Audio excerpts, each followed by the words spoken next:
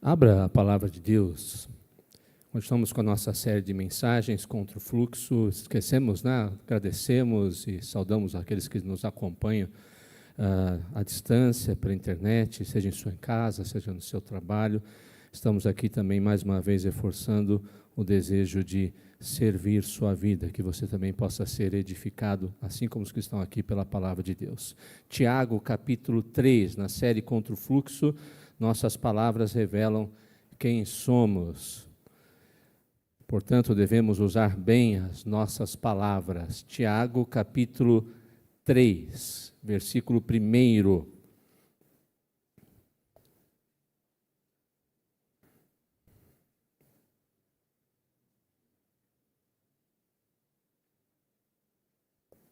Tiago 3, versículo 1.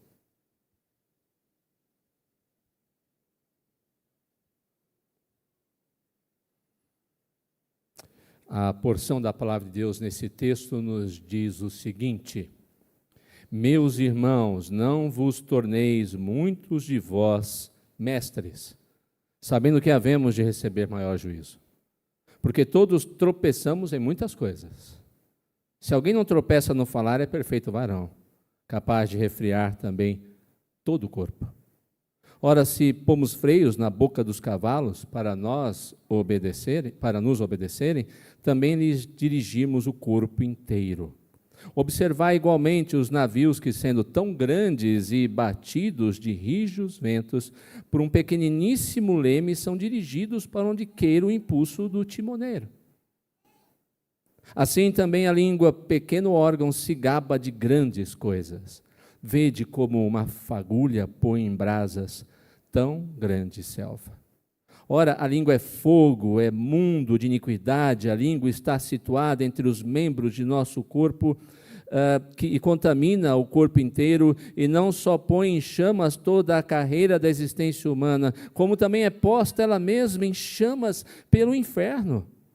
Pois toda espécie de feras, de aves, de répteis e de seres marinhos se doma e tem sido domada pelo gênero humano.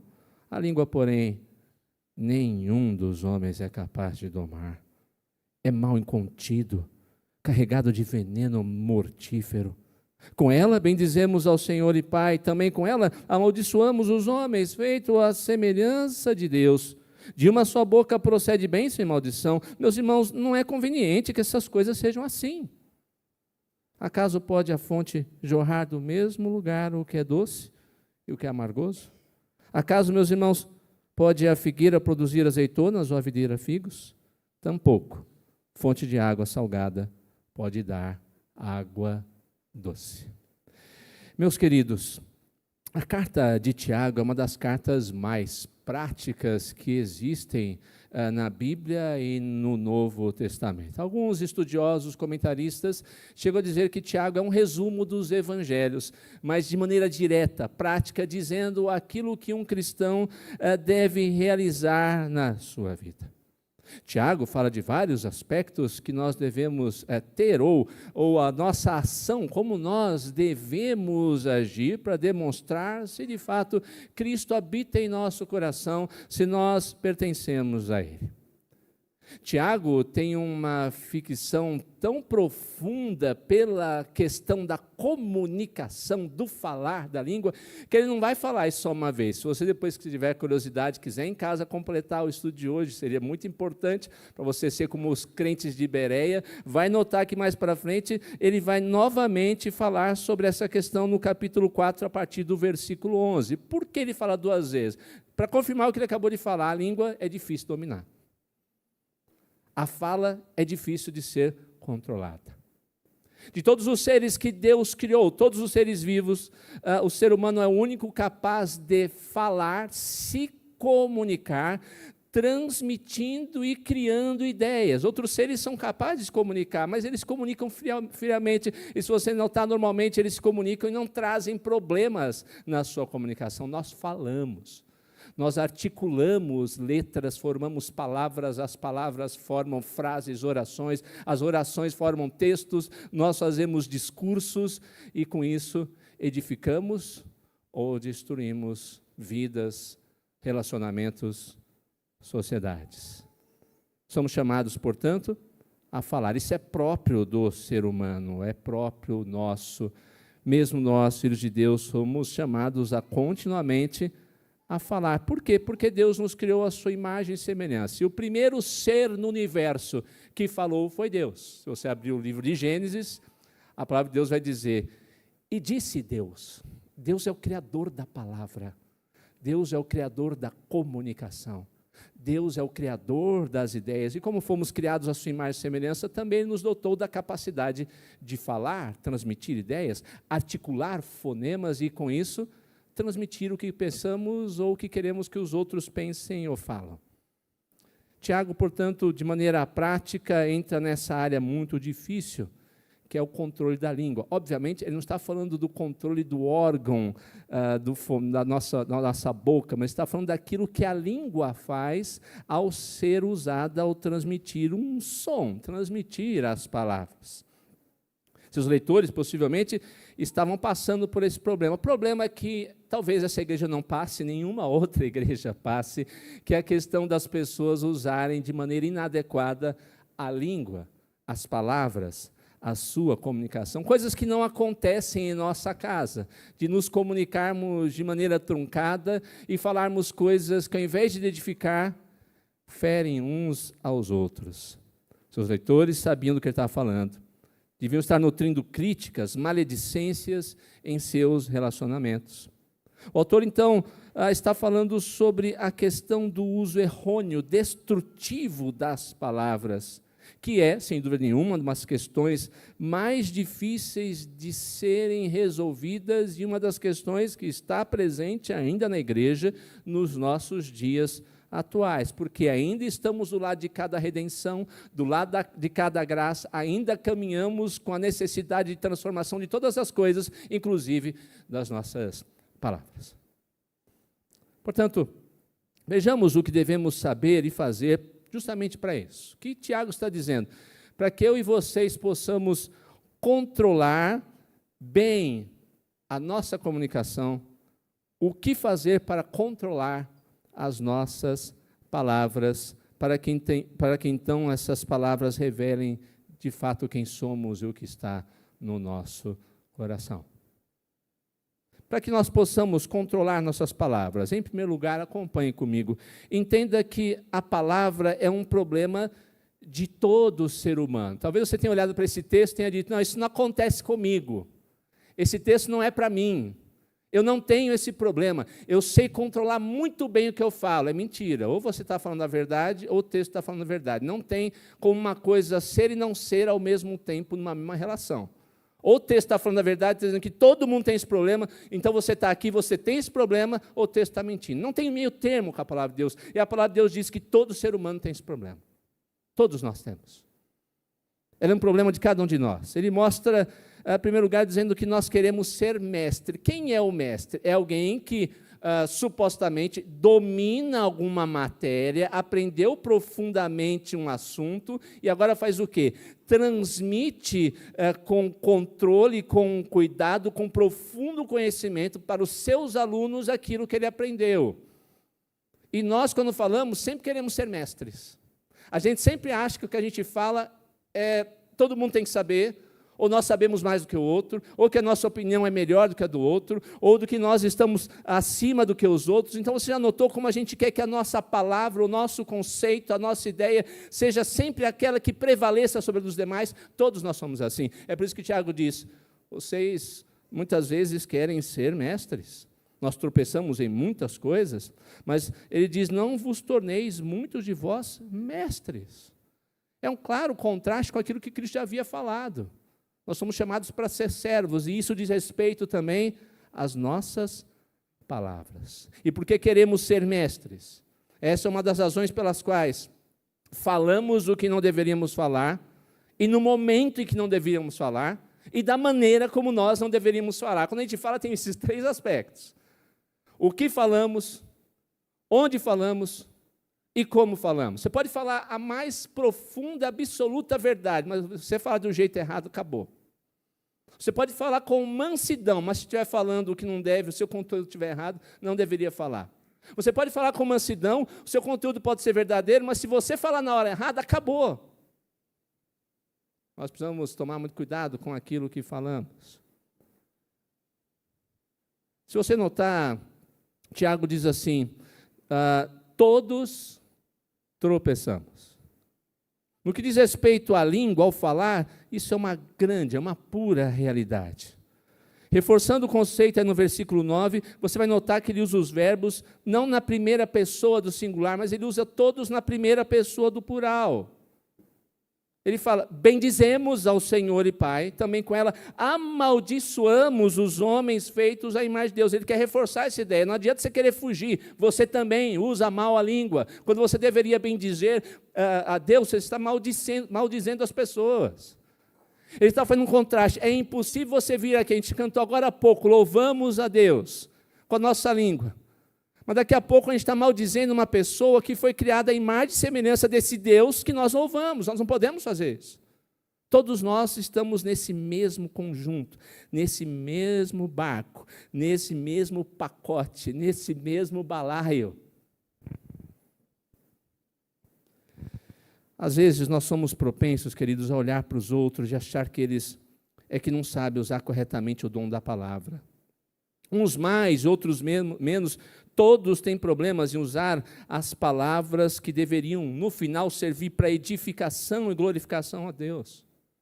E Tiago diz que isso, repetindo ou replicando o que Jesus havia ensinado, é uma questão, primeiro, daquilo que está no nosso coração. A boca fala daquilo que o coração está cheio. Aquilo que nutrimos o nosso interior vai se refletir naquilo que falamos, naquilo que concretizamos com nossas palavras. Infelizmente, pessoas usam as mais diversas desculpas para tentar esconder essa realidade, para tentar e continuar a destruir, ferir com suas palavras. Talvez você já tenha usado uma dessas. Uma das mais comuns que eu ouço das pessoas que querem se desculpar ou inventar uma desculpa para dizer que não, eu não estou falando mal, não estou usando errado a palavra, diz respeito à nacionalidade. Você já viu isso? Já aconteceu com você? Você pode encaixar qualquer uma, eu já ouvi das mais diversas e dos mais diversos tipos possíveis.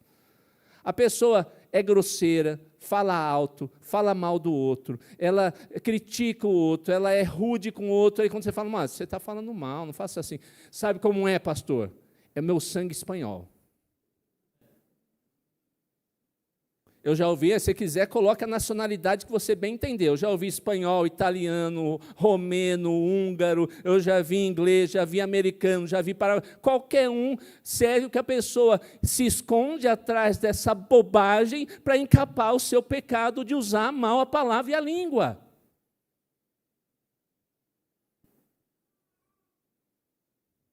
Ou então a pessoa diz assim, é que eu sou sincero. É por isso que eu não me seguro, sou sincero. Sinceridade, que nada mais é a maneira de você demonstrar o seu caráter. É só isso. Nada mais, nada menos do que isso. Ou então a pessoa diz, eu só falei a verdade. Você que é muito sensível, às vezes é até verdade. Mas no fundo, se você sabe quem é o outro, se ele é sensível, você tem que escolher as palavras que você vai usar e o momento que vai usar e a maneira como você vai falar. Enfim, nós inventamos as mais diversas desculpas para tentar encapar a nossa pecaminosidade no que diz respeito também ao uso e o modo do uso das palavras. No final, são as palavras, queridos, que causam separações nos lares, divergências entre irmãos, divisão de igreja. E até guerra entre as nações, Tiago fala isso. De onde vêm as guerras que existem entre vocês? Está no contexto. Uma palavra dita fora de hora pode até mesmo ocasionar uma guerra que pode se estender por gerações a fio. Com ódio, ressentimento, cancelamento, falta de perdão. O propósito edificador e criador da palavra, a palavra criada pelo Senhor Deus para a sua glória, bem-estar do homem, ela um dia foi deturpada Pense comigo, reflita alguns instantes, ou use a sua imaginação. Que maravilha era a cada viração do dia, Deus se apresentando para Adão e Eva e conversando com eles face a face. É isso que está lá escrito em Gênesis. Na viração do dia, muito possivelmente, eu estou parafraseando o texto, você não precisa ir atrás de mim, mas muito possivelmente era assim. Deus chegava no final da tarde, e aí, Adão, como é que foi o seu dia? E Eva, como foi que vocês descobriram hoje? O que vocês criaram? Que palavras novas vocês usaram para as coisas que eu fiz? Era maravilhoso, Deus falava face a face. Adão e Eva podiam falar com eles também. A palavra era uma bênção. Mas alguém resolveu falar. E o objetivo da palavra foi completamente deturpado. Eva estava um dia no jardim, e aquela figura da serpente aparece. O que foi que Deus falou para você? Olha, ele falou para não tocar e nem comer do fruto. Ah, isso é bobagem. É certo que você não vai morrer se comer esse negócio aqui, não. Você vai ser igual a Deus. E Eva assim ouviu. Se deixou levar pelas palavras mentirosas, deturpadas de Satanás. E aquilo que Deus criou foi deturpado. O pecado é sempre deturpação da boa criação de Deus. E até das coisas imateriais. A palavra é algo imaterial que Deus criou, mas Satanás também a deturpou e deturpa. E nós, por causa do pecado, também a deturpamos muitas vezes. Ao invés de edificar, destruímos. E agora, queridos, por causa do pecado, você sabe o que acontece? A palavra nada mais é do que a comunicação do grande rei que estabelece a sua vontade em seu reino e chama os seus súditos para se submeterem a essa lei e a sua palavra, para ter uma vida feliz, equilibrada, edificante. Mas agora, por causa do pecado, nós criamos o nosso reino, criamos a nossa lei, ou as nossas leis, criamos o nosso trono e estabelecemos que as pessoas devem ouvir a nossa lei, a nossa vontade, se submeterem a elas, então seguirem a nossa palavra e não a palavra de Deus. Então a gente causa caos, destruição, separação, distanciamento.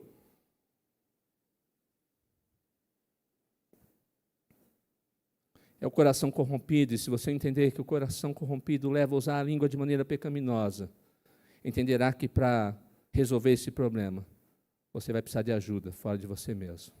Eu e você sozinhos não vamos conseguir.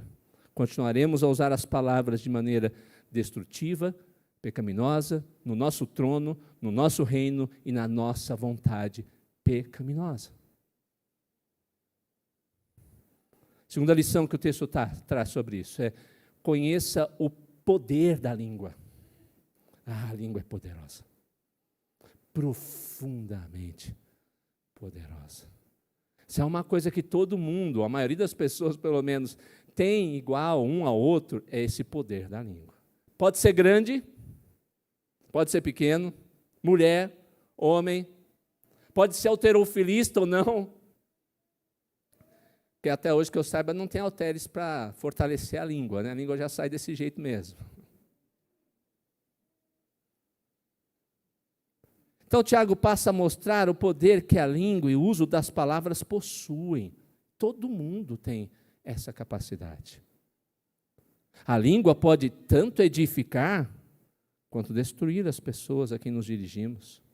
Como eu disse, por causa do pecado, um instrumento de bênção, que deveria ser de bênção, pode se tornar um instrumento do quê? De maldição. Nossas línguas podem ser usadas tanto para o bem como para o mal. Na história da humanidade, os homens têm controlado as nações através da força do seu discurso. Você já deve ter escutado falar sobre Winston Churchill, que foi primeiro-ministro da Inglaterra. Ele sabia usar muito bem a palavra. Há um episódio que conta, eu não lembro o nome, mas de um artista que estava fazendo, um ator fazendo uma apresentação de teatro, e muitas pessoas, Winston Churchill era assim, ou as pessoas gostavam ou odiavam, não tinha meio termo. E aquele ator odiava, gratuitamente odiava Winston Churchill. E um dia ia estrear a peça de teatro dele, e ele mandou 2 ingressos para a peça de teatro. E escreveu: Churchill, aí está 2 entradas para a minha peça, para a estreia da peça de teatro. Uma para você e outra para o seu amigo. se você tiver um. Habilidoso na palavra, Churchill respondeu: agradeço muito as entradas que você mandou para a sua estreia, mas no momento estou muito ocupado como primeiro-ministro da Inglaterra. Guardarei e irei para a próxima apresentação, se houver outra.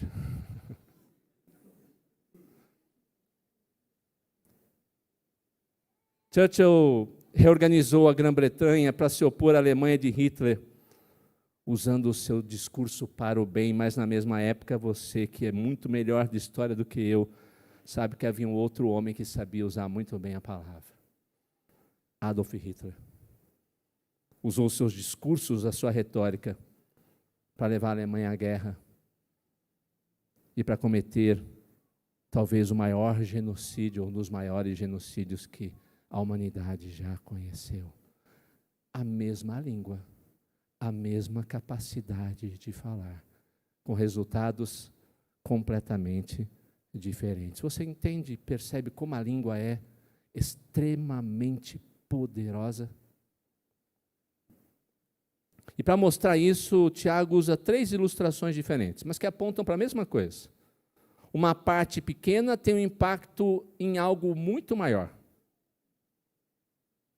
E há também outros aspectos que essas ilustrações querem mostrar. Então, primeiro, ele fala, o cavalo tem grande força, mas se essa força não for controlada, o que vai acontecer? É ineficiente. O navio é de grande valor, tem grande porte, capaz de transportar pessoas, mercadorias, mas se não for operado de maneira correta no seu pequeno leme, ele não vai chegar no seu destino, vai chegar no destino errado e pior, vai ser destruído no meio do caminho, vai afundar, vai bater no cais. Finalmente, ele fala do fogo. O que o fogo produz? Positivamente, produz calor, conforto na casa, vai ajudar a fazer comida, dentre outras coisas, mas ele tem que ser controlado. Caso contrário, ele vai trazer profunda destruição. E da mesma forma nós, apesar de não querermos admitir, deixamos que as palavras saiam descuidadamente dos nossos lábios, da nossa pequena língua. Dificilmente refletimos sobre elas antes de falá-las. Que bênção seria refletir mais e falar menos. Que bom seria se fôssemos prontos para ouvir e tardios em falar. Em alguns casos, por causa disso, tais palavras produzem estragos não momentâneos, mas que duram uma vida inteira, que traz resultados negativos por toda uma vida, os piores possíveis. Quem sabe você mesmo que está aqui agora à noite pode pensar, por que eu falei aquilo lá atrás? Quantos resultados terríveis eu estou colhendo até os dias de hoje. Destroem relacionamentos, destroem até mesmo vidas. Isso é tão atual, queridos, que apesar de não ser um falar pelo nosso aparelho que constrói fonemas, isso acontece nas redes sociais. A rede social é um caos, é um universo de ninguém, onde as pessoas, nada mais nada menos, mostram aquilo que elas são por dentro. Se há alguém que deveria prestar atenção nesse aspecto, em Twitter, em Instagram, em Facebook, ou seja lá qual rede social for, esse alguém devia ser o crente. Você não está lá, aqui não é a área de ninguém, você não está escondido, você está demonstrando quem você é. Hoje nas redes sociais tem os teólogos que sabem tudo e os outros não sabem nada. E demonstram tudo, menos graça naquilo que digitam, são as palavras deles. A gente coloca comentário lá, não porque quer edificar a vida de alguém, quer ser aplaudido. Quanto mais curtir tiver lá, ele está feliz. E se alguém não curtir ou fizer algum comentário edificante, mas que é contrário dele, se prepara que lá vem bomba.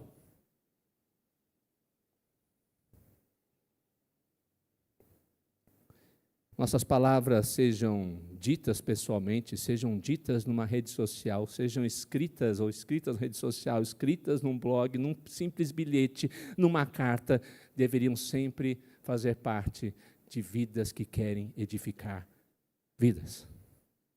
Portanto, queridos, nunca achem que as palavras são somente palavras. Tem gente, mas foi só palavra. O que eu falei demais? Eu não quis dizer nada com isso. Sempre haverá presta atenção nisso, numa comunicação, no uso da palavra, sempre haverá o que você diz e sempre haverá a interpretação da pessoa. Você tem que pensar muito bem nisso, mesmo quando você não está querendo dizer nada, mesmo quando você não teve nenhuma intenção. Você, quando vai falar, vai escrever, vai comunicar, a primeira coisa que você tem que pensar é como é que a pessoa vai interpretar? Como ela vai reagir? Às vezes vale mais a pena você esperar o dia seguinte para falar depois, com tranquilidade, em oração e refletindo. Isso vai edificar e vai aproximar essa pessoa com quem eu vou falar, eu vou escrever de Deus, ou vai me afastar dela e afastá-la de Deus. As palavras têm um poder tão grande, porque foram criadas pelo próprio Deus. Ele criou tudo a partir do nada por sua palavra.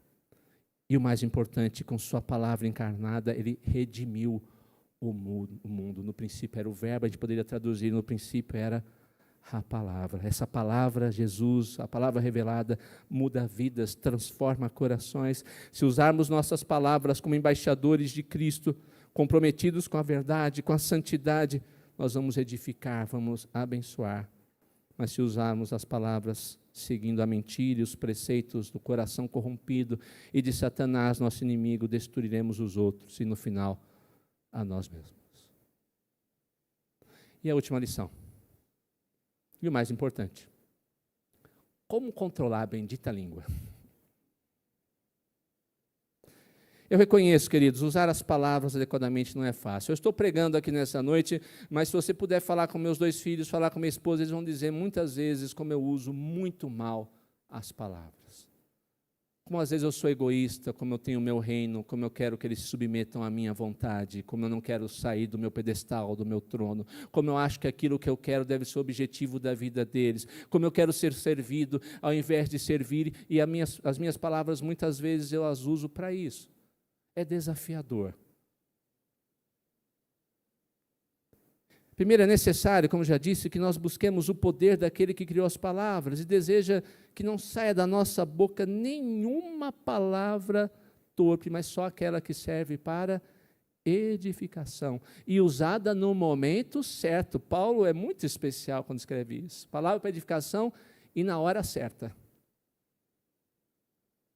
Então, antes de qualquer coisa, é necessário, se isso não aconteceu com você, quem sabe você tem vindo à igreja, você é um frequentador, você está visitando, você tem simpatia por Jesus, tem simpatia pelas coisas de Deus, mas ainda não entregou totalmente sua vida, não reconheceu Jesus como Salvador, aquele que redime, transforma todas as coisas, inclusive e principalmente seu coração, mas as suas palavras. Você precisa render-se ao chamado do Redentor. Reconheça que é um pecador, reconheça o seu pecado, reconheça que você não tem domínio sequer sobre sua língua, suas palavras, que sozinho não consegue e jamais conseguirá isso. Humildemente você virá à cruz e se renderá àquele que redime todas as coisas, inclusive os corações, de onde vêm os maus desígnios e as palavras destrutivas. Quando seu coração for mudado, você vai desejar ver mudanças profundas também em suas palavras.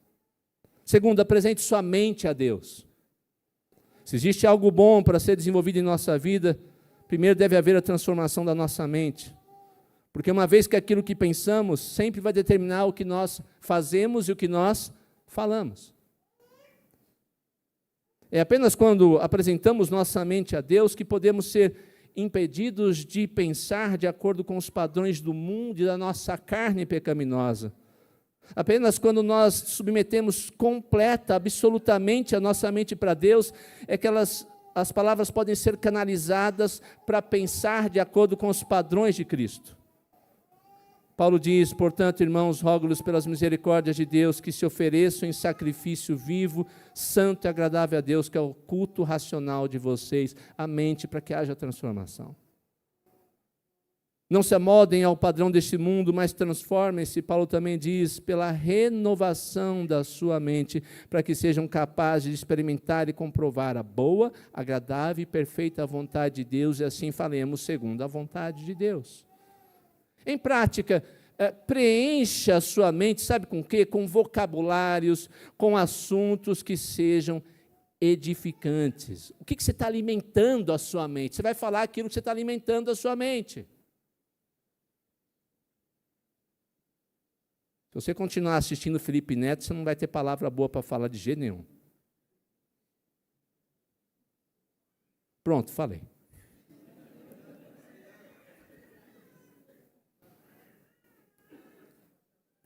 Você não vai mudar seu vocabulário andando na companhia de pessoas que só sabem usar o vocabulário para coisas que não edificam, de maneira pecaminosa, destruidora. Ou lendo coisas que só sabem reproduzir pecado. Você não vai falar o que edifica se sua mente está cheia disso. A nossa mente é mais ou menos como um buraco. Buraco não fica vazio muito tempo. Mais cedo ou mais tarde vão encher de alguma coisa. Ou você enche da palavra e das coisas de Deus, ou vai preencher com entulho. A sua palavra não vai ser boa no final se tiver entulho na sua mente. Comece a obedecer aos ensinamentos de Cristo. De nada adiantará dizer a Deus: Senhor, usa-me, eu já dei a minha mente a Ti, se nós não fizermos nada a respeito. Se formos sérios e nos dedicarmos a Deus, se colocarmos todos os nossos pensamentos nas mãos dEle, nós procuraremos conhecer ensinamentos de Cristo, e não somente isso, obedecer, dizer: olha, Senhor, eu conheço, agora eu quero me submeter, quero obedecer a sua vontade. Quando a gente passa a agir assim, pensaremos como Jesus, mas também agiremos como Jesus, e falaremos como Jesus. Pratique também falando de forma prestativa. Nós não apenas devemos controlar nossa língua para não dizer o que não queremos, mas controlar nossa língua para falar aquilo que devemos falar. Isso exige um esforço consciente da nossa parte. Por que não estabelecer metas pessoais para serem alcançadas nessa área? Todos nós que temos tanta dificuldade nisso. Você pode, por exemplo, determinar você mesmo que irá falar algo sobre Deus todos os dias para alguma pessoa. Olha que beleza. Ou então que irá decorar um versículo bíblico junto com a sua família e vocês no culto doméstico vão recitar esse versículo, um trecho da Escritura, um salmo. Ou ainda que você irá dizer algo bom sobre alguém. Se você vai falar mal, você vai fechar a sua boca. Mas você vai treinar, não, eu vou falar algo bom. Por mais que essa pessoa às vezes pareça não ser tão boa para mim, eu vou falar alguma característica boa, positiva dela, senão eu não vou falar nada. Paulo diz: habite ricamente em vocês a palavra de Cristo, ensinem, aconselhem-se uns aos outros com toda a sabedoria. E olha lá, cantem salmos, hinos, cânticos espirituais, com gratidão a Deus em seus corações. Isso me preocupa, o que anda acontecendo com a igreja evangélica, a igreja presbiteriana. Não é o caso tanto aqui, mas eu tenho notado que muitas igrejas estão perdendo a oportunidade e a bênção de cantar, aprender hinos, aprender cânticos. Para que não cantem apenas e não somente na igreja, mas para que estejam em casa, no trabalho, no transporte, onde quer que estejam, com hinos e cânticos em seus lábios, para que possam com seus lábios falar coisas que edificam e louvam a Deus.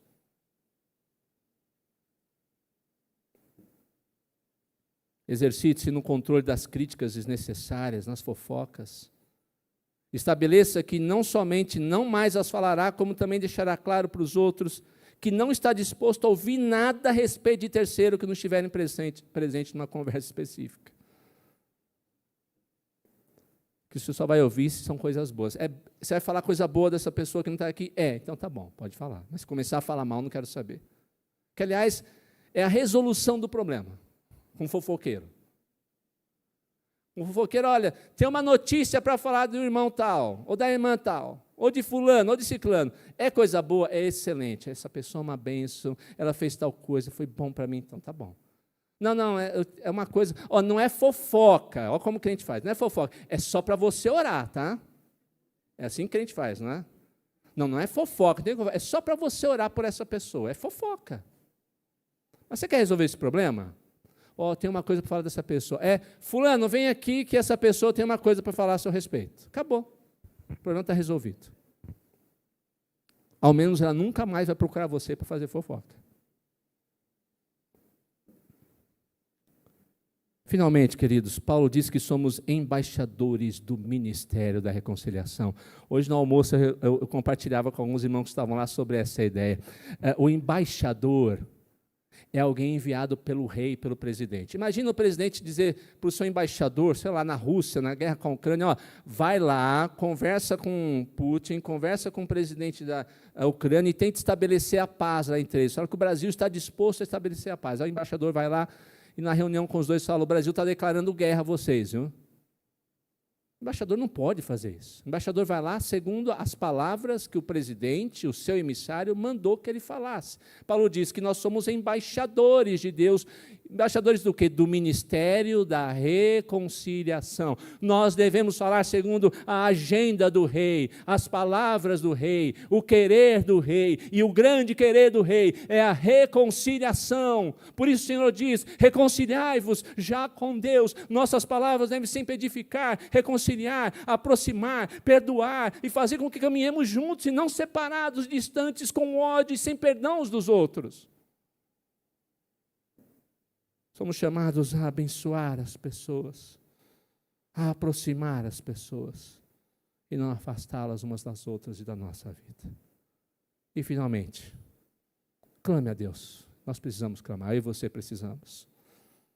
Para que tenhamos o auxílio necessário para essa língua tão pequena e tão poderosa, que muitas vezes parece incontrolável. Se o seu coração estiver cheio da presença do Espírito, se o Espírito inundar todo o seu ser, você falará muito mais das coisas do alto e se ocupará menos de falar das coisas daqui de baixo. Que Ele ajude. A mim, a você, a todos nós. Vamos ter uma palavra de oração mais uma vez?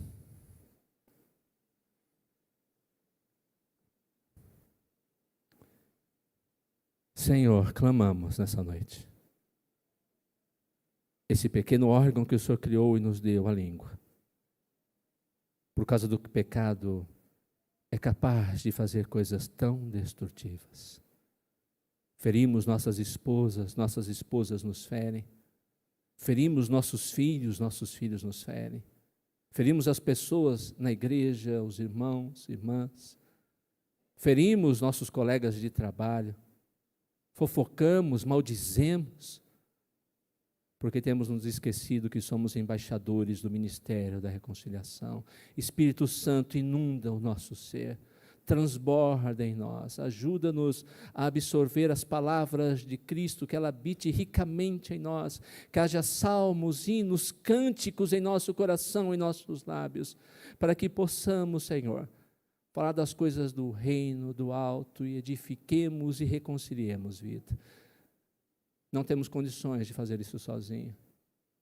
Precisamos da manifestação do seu poder em nós. Ajuda-nos. Tenha misericórdia de nós, pecadores. Perdoa-nos. E faça com que a cada dia, nas nossas palavras, transpareça a beleza, a luz e a glória do Senhor Jesus Cristo. Nós oramos em nome dele. Amém.